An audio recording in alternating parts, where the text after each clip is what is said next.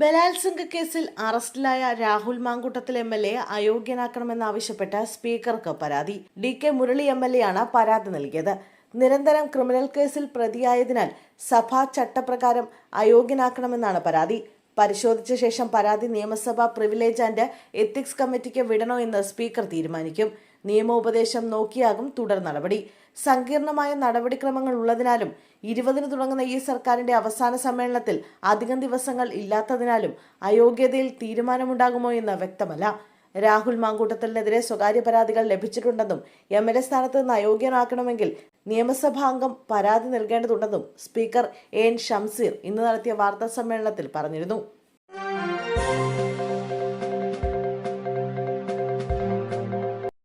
LDF-ൽ തുടരുമെന്ന് ജോസ് കെ മാണി വ്യക്തമാക്കിയതോടെ കേരള കോൺഗ്രസ് എമ്മിന്റെ പിറകെ പോകേണ്ടതില്ലെന്ന് UDF നേതാക്കൾ. ഇനി താൽപര്യമുണ്ടെന്നറിയിച്ചാൽ മാത്രം ചർച്ചയെന്നാണ് കോൺഗ്രസ് നേതാക്കളുടെ പ്രതികരണം. കേരള കോൺഗ്രസ് എമ്മിന്റെ UDF പ്രവേശന ചർച്ചകൾ തൽക്കാലം അടഞ്ഞ അധ്യായമാണെന്നും UDF ജോസ് കെ മാണിയുടെ പിന്നാലെ പോകുന്നുവെന്ന തരത്തിൽ ഇനി വാർത്തകൾക്ക് ഇടം നൽകരുതെന്നാണ് കോൺഗ്രസ് നിലപാട്. ജോസ് കെ മാണിയുമായി മുന്നണി മാറ്റ ചർച്ച നടന്നിട്ടില്ലെന്നും താൽപര്യം അറിയിച്ചാൽ മാത്രം ചർച്ച നടത്താമെന്നും KC വേണുഗോപാലും ആരുടെയും പിന്നാലെ പോകില്ലെന്ന് K മുരളീധരനും വ്യക്തമാക്കി.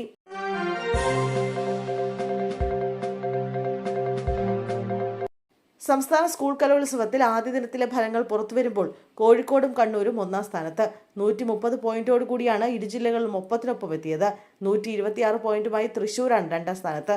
122 പോയിന്റുമായി ആലപ്പുഴയും പാലക്കാടും മൂന്നാം സ്ഥാനം നേടി. 121 പോയിന്റുമായി തിരുവനന്തപുരം നാലാമതും 120 പോയിന്റ് നേടി കൊല്ലം അഞ്ചാമതും എത്തി. കോട്ടയം 119, കാസർഗോഡ് 117, എറണാകുളം 116, മലപ്പുറം 112, വയനാട് 107, പത്തനംതിട്ട, ഇടുക്കി 101 എന്നിങ്ങനെയാണ് നിലവിലെ പോയിന്റ് നിലകൾ.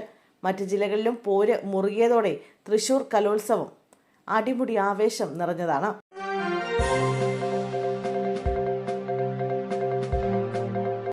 കൊല്ലത്ത് സ്വകാര്യ ട്യൂഷൻ സെന്ററിൽ +1 വിദ്യാർത്ഥിനിയെ അധ്യാപകൻ ക്രൂരമായി മർദ്ദിച്ചെന്ന് പരാതി. മേവർത്ത് പ്രവർത്തിക്കുന്ന വിങ്സ് എന്ന സ്ഥാപനത്തിനെതിരെയാണ് പരാതി.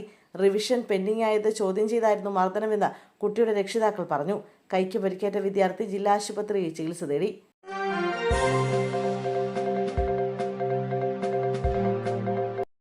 കശുവണ്ടി ഇറക്കുമതിയിലെ കള്ളപ്പണക്കേസിൽ കൊല്ലത്തെ വ്യവസായി അനീഷ് ബാബുവിനെ ED അറസ്റ്റ് ചെയ്തു. എറണാകുളത്തെ ഹോട്ടൽ വെച്ച് ഇന്ന് ഉച്ചയോടെയാണ് കൊച്ചി യൂണിറ്റിലെ ED സംഘം കസ്റ്റഡിയിലെടുത്തത്. വിശദമായ ചോദ്യം ചെയ്യലിന് ശേഷം അറസ്റ്റ് രേഖപ്പെടുത്തുകയായിരുന്നു. ടാൻസാനിയയിൽ നിന്ന് കശുവണ്ടി ഇറക്കിയതിൽ 25 കോടി രൂപയുടെ കള്ളപ്പണ ഇടപാട് നടന്നെന്നാണ് കണ്ടെത്തൽ. കേസിൽ ചോദ്യം ചെയ്യലിന് ഹാജരാക്കണമെന്നാവശ്യപ്പെട്ട് 10 തവണ ED സമൻസ് അയച്ചിട്ടും അനീഷ് ബാബു ഹാജരായിരുന്നില്ല. ഇതിനെതിരെ ED എറണാകുളം കോടതിയിൽ കേസ് ഫയൽ ചെയ്തിരുന്നു.